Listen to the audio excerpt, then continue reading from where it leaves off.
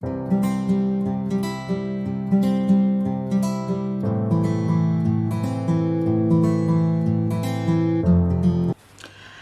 guys, welcome back to my channel. My name is Ebony. If this is your first time of seeing my beautiful face, you are so welcome. Yes, you are so welcome. So I do videos about food, gist, and anything that concerns moi, as per is my channel. So if you are a new subscriber, you are so welcome, and if you are a returning subscriber, oh, thank you. Anyway, today I'm going to be talking about, I feel this is a video that every potential Covenant University student needs to watch. Like, if you are planning to go to this school, you need to watch this video. I have written down my points because I don't want to forget anything. But as you can see from the title, you will know why we are doing this video. So parents and children of potential Covenant University students, please listen. As somebody that went through this school and successfully managed to come out with no problems. So my first thing that I need to tell you is that you might not know, or you might know, when you say, oh, Covenant University is owned by Winners Chapel, or is owned by Faith Tabernacle, or FT, or whatever you call the church, you might just assume that it's a Christian school like every other Christian school. No, don't be deceived. Covenant University is a Christian school, meaning that it is church first and every other thing is secondary. Let me give an example. See, the school does not care whether you want to go home for Easter.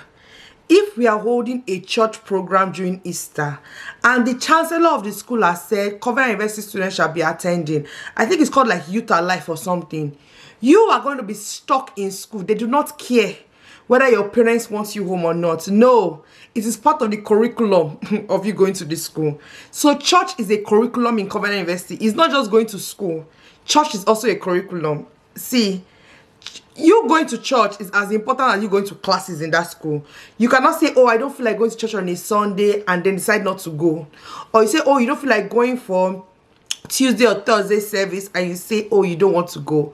Or you want to say, oh, I don't feel like going for FFF, that's self-fellowship, and you don't want to go. Oh, if you choose to not to go, or if you choose not to go for any of these things, your situation shall be critical. That's all I can tell you. So church is as important as the school. See, if you know you're not that kind of person, I do not think Covenant University is for you.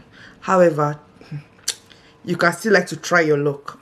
The second thing I need to tell you, parents, this is for you. Covenant University does not train your children. I have seen this happen so many times when I was in the school. So a child will enter trouble, legitimate trouble. Now, this is not the kind of trouble that you say, oh no, it's the child at fault or no. No, this is legitimate trouble. And then the parents will not be like, that is the school not, or parents will not have the impression of, is the school not meant to train the child and correct the child? No, you were meant to train your child at home. And then when your adult child came into uni, as far as I'm concerned, if you are entering uni, no matter your age, you are seen to be an adult. So when your adult child came from your house to enter uni and decided to misbehave, and the school says we are suspending or expelling, please don't blame the school. No, it is not the school's fault. It is the child's fault for not heeding training or listening to training if they were trained, or is the parents' fault for not instilling the training in the child. Now, please don't come for me. That is just the truth. This third thing I want to tell you is that the school is always right. See, this one sounds mean. Let me be honest. But that school is almost always right. See, and that is their belief. I'm not talking from the child's or the student's perspective. Covenant University always feels that they are right. They always feel that if they catch you in a bad situation, whoever caught you is correct. You that are coming to come and justify your case, you are the guilty one. In Covenant, it is guilty until proven innocent. It's not innocent until proven guilty. No, you are guilty and you most likely shall remain guilty because the process of being proven innocent is not likely to be on your side. So please, my advice, run away from this next set of people who I call the witches and the wizards of Covenant University. Point 4.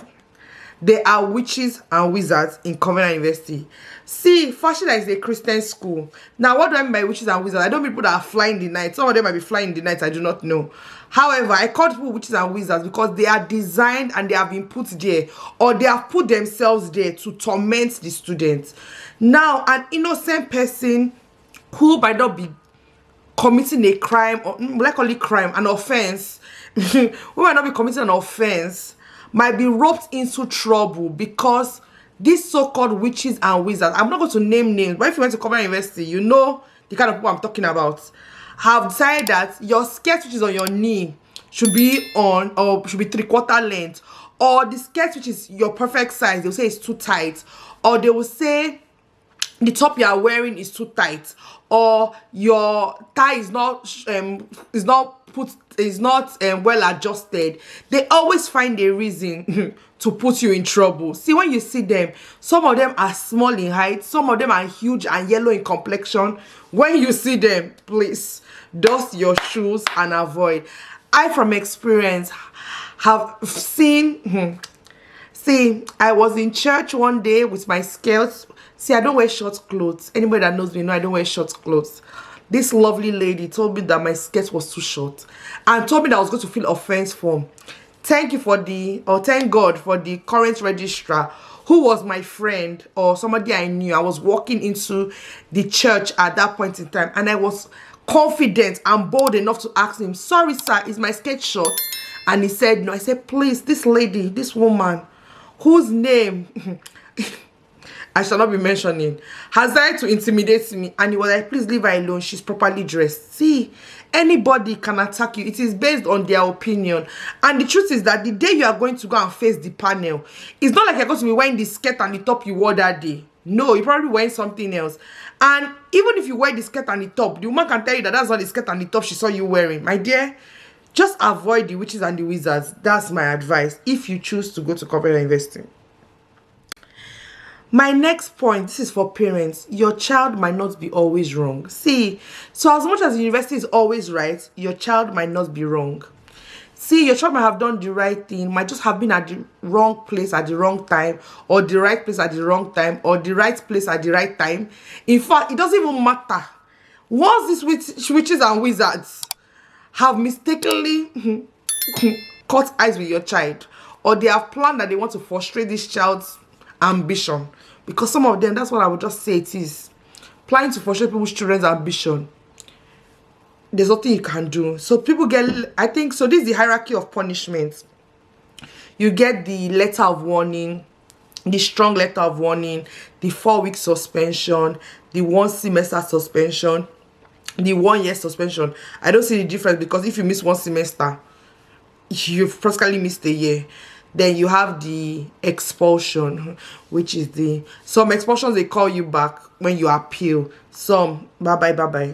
So please, your child might not be always wrong. So if your child explains to you as a parent, please try and understand. Like, listen. I know it will be hard to listen, seeming that they are telling you that your child is taking 4-week suspension. However, the child might not be wrong, and that's just the truth. Your time does not belong to you. Point 6 again, your time does not belong to you. See, if you think that you can plan your time in Covenant University, in fact, let me not lie, it's not easy to plan your time in Covenant University. So let me not say it's impossible, but it's hard. See, you might be like, okay, Monday to Friday, Sunday is church, Tuesday if you are 300 to 500 is church, self-fellowship is Wednesday. They might just decide that they want to do 3 days of something, and they'll just announce in chapel. Or you have planned that, okay, this night I'm going to be studying for a test I have next week or tomorrow. They will just announce, Lydia Hall girls, the chancellor would like to see you. If you are not seated there, remember we'll be signing. It is not, see, let me just tell you, your time is not your own. You might even have had a long day, finish your project dissertation, writing. You just have to go and eat in CAF or buy food in CAF and go and sleep. As you are getting to CAF, buying your food, coming to your hostel, Before you get to Lydia Hall, I'm using Lydia because that's the final year hall, Lydia and Dorcas. Before you get there, the PA system is already announcing, Lydia, Lydia Hall girls.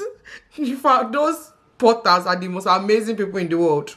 Lydia Hall girls, you must be seated in chapel by 7:45 by the latest. Somebody wants to have a meeting with you.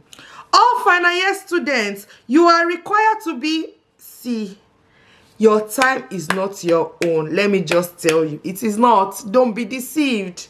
That is how it is. See, in Covenant University, you have to plan your time. And while planning your time, you have to plan for impromptus. Now, the impromptu is not you. The impromptu is what the school can throw into your calendar. Yes, it is. Now, another thing. See, if you know that you cannot go to Covenant University, see, and let me tell you why I say this. I look at people that get expelled and I wonder, oh my God, what would their parents have thought? How are they feeling? What are their parents feeling? And I'm like, God, how do you explain this to your parents? See, if the school is not for you, the school is not for you. I feel like a lot of parents force their children to go to this school. Oh, it's Papa school. They will raise you right. As I said, the school does not train you. You train yourself. So you do what you want to do in Covenant. If they catch you and they expel you or suspend you, if you do what you want to do and they don't expel you, they don't catch you. Because there are people that are rebellious in that school for the 4 years and they will not catch them. You that they are rebellious for 1 minute, they will throw you out. So anyway, that is the little points I have for parents and children when deciding or things they need to know before they enter Covenant University. If you have watched this video to this point and you have not subscribed, I don't know what you're waiting for. See, you need to subscribe. As in, you need to subscribe. My dear, please subscribe. Tell your friends, your family, your enemies, your neighbors. See, anybody you want to tell. Bring one new subscriber. Like, if every subscriber brings a new subscriber, only God knows how many subscribers we'll have. Anyway, I'll see you guys in my next one. Have a lovely week ahead. Bye.